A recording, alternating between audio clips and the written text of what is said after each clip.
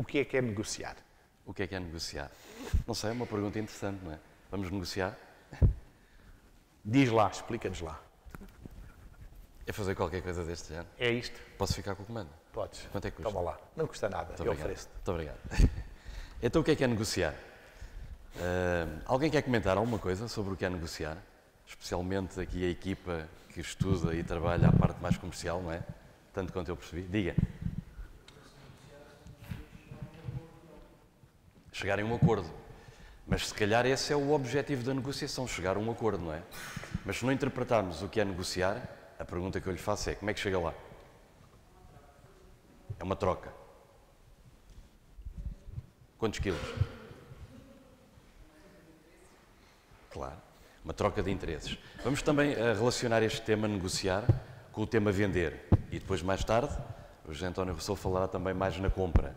Mas falar em negociar, embora o que disse está correto, no entanto, se percebermos o princípio do que está por trás da definição e entendermos as variáveis e chegarmos aqui a uma conclusão qualquer, começamos a tentar perceber o processo, que é o objetivo disto, não é? Uma troca é verdade, não é? Mas uma troca de quê? De interesses. Então as partes vão sentar-se, vão conversar e vão trocar interesses. O primeiro-ministro português senta-se à mesa com o primeiro-ministro espanhol para trocarem os interesses do trajeto do TGV Madrid-Lisboa. E por que não? Até deviam, não é?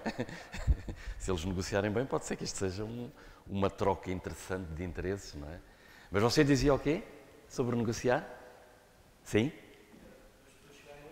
Chegarem a um acordo. E para duas pessoas chegarem a um acordo, o que é que têm que fazer? Em relação ao ponto de partida? Ter um? Para os quais se entenderem. Se pensarem na negociação comercial, por exemplo, mas podemos falar da negociação entre partes. O princípio é o mesmo. A tinta é que muda de cor. Mas se pensarmos na negociação comercial, como você dizia muito bem, há um bem, ou um serviço, ou algo, em que um está interessado numa determinada perspectiva e outro está interessado noutra perspectiva. Quais são as perspectivas? O que compra e o que vende. Mas se calhar o grande truque é entrar na perspectiva do outro negociante. Pensar da maneira que ele vê. Eu posso ver uma coisa de um lado, ele pode ver do outro. Para chegar a um acordo curto, se calhar é preciso. Como é que se chama? O Fernando está a dar uma perspectiva muito interessante, que é a postura com que alguns vão para a negociação. E ele está a dizer, e tem toda a razão, se calhar tentar perceber a perspectiva do outro.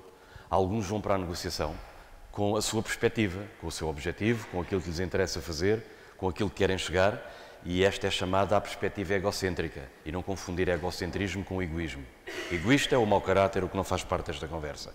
O egocêntrico pode ser um bom homem ou uma boa mulher, mas não deixa de pensar as coisas à volta do seu umbigo, à volta do que gosta ou do que pensa. E ele está a dizer uma perspectiva que é muito interessante, que tem a ver com a empatia, que é o indivíduo que vai para a negociação e tenta perceber a perspectiva do outro.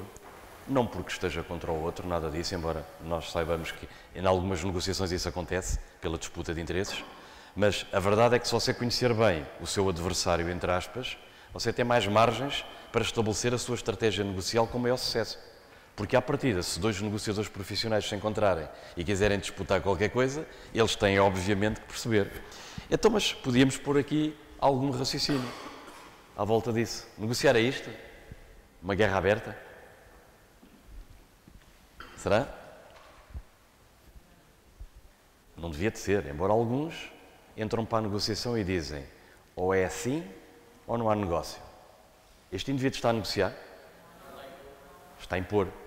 Basta do outro lado estar o indivíduo com caráter e personalidade, para deste lado o indivíduo dizer assim, ou é assim ou não há negócio, e o outro diz, não há. Então não chegamos a lado nenhum. E já agora entre nós ninguém nos ouve. E por que razão é que vamos por este caminho? Já que estamos lá é para chegar a um acordo qualquer, como ele dizia lá atrás, não é? Então se vamos numa perspectiva de impor, estamos a quebrar a discussão, a conversa. Portanto, a perspectiva da negociação não é essa, não é chegar lá e dizer qualquer coisa, é chegar lá e chegar a um acordo. E para chegar a um acordo, temos que, se calhar, ceder, ajustar as pretensões iniciais.